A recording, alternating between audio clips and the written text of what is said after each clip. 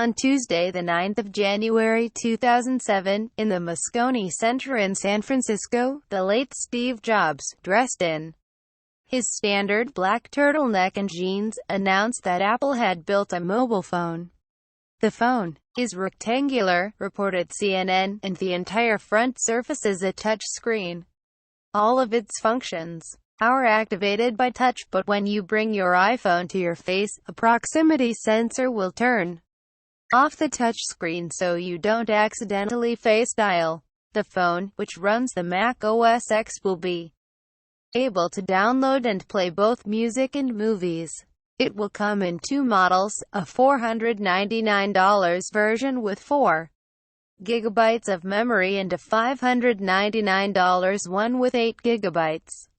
Apple fans were predictably ecstatic, as they always were when his Steveness addressed them, but the rest of the world yawned.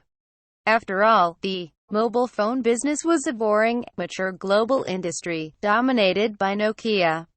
Apple knew nothing about the business, and Jobs had been able to negotiate a deal with only one mobile network company. Singular, a branch of that was a real revolution, and it could do email. But hadn't he also said that the killer app is making calls, and the iPhone came with a battery that you couldn't change? How dumb was that? Accordingly, Nokia executives slept easily in their beds, though their counterparts at RIM, which made BlackBerries and had an unbreakable lock on mobile email, stirred uneasily in theirs, having noticed an $11 drop in their share price on the day. 6 months later, on the 29th of June, the first iPhones went on sale, and the rest is history.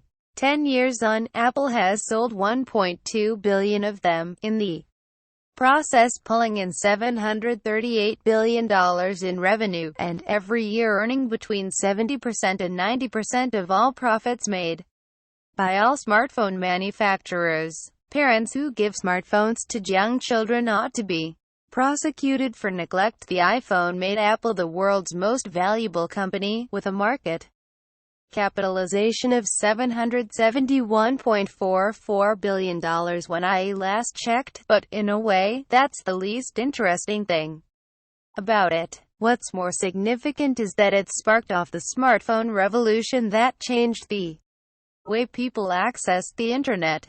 Steve Jobs' seminal insight was that a mobile phone could be a powerful, networked handheld device which could also be used to make voice calls. Turning that insight into a marketable reality was a remarkable achievement, commemorated last week by the Computer History Museum in a fascinating 2-hour series of recorded conversations with the engineers who built the phone. The result of this revolution is a world in which most people carry their internet connection around in their bags and pockets. It's a world of ubiquitous connectivity, in which people are never offline and are increasingly addicted to their devices. It's got to the point where someone has coined a new term, "smombies," zombies on smartphones, to describe pedestrians who walk into obstacles because they are looking at screens rather than at where they're going. My electronic Swiss Army knife. Readers on 10 years of the iPhone read more. The smartphone is the most vivid example available of how technology can be, simultaneously, both good and bad, enabling and disabling, inspiring and disillusioning.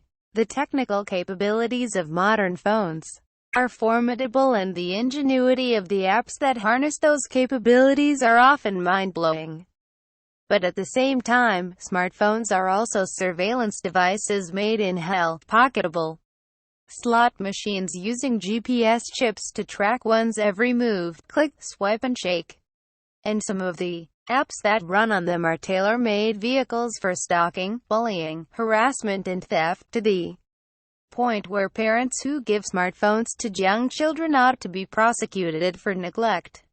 The other consequence of a world in which most people connect to the internet via a smartphone is a vast increase in corporate power. This is because the smartphone, unlike a PC, is a tethered, closed device. Nothing gets onto an iPhone that Apple hasn't explicitly approved, and although Android phones are less tightly controlled, Google is increasingly trying to enforce the same kind of order in that software ecosystem. So while you may think that your iPhone is yours, in fact an invisible thread links it back to the mothership in Cupertino. And of course, much mobile connectivity comes not just via Wi-Fi, but courtesy of mobile phone networks, who are some of the biggest control freaks in corporate history. So even as we put on record our gratitude to Steve Jobs, we should also acknowledge that he has a lot to answer for, and that we should be careful what we wish for.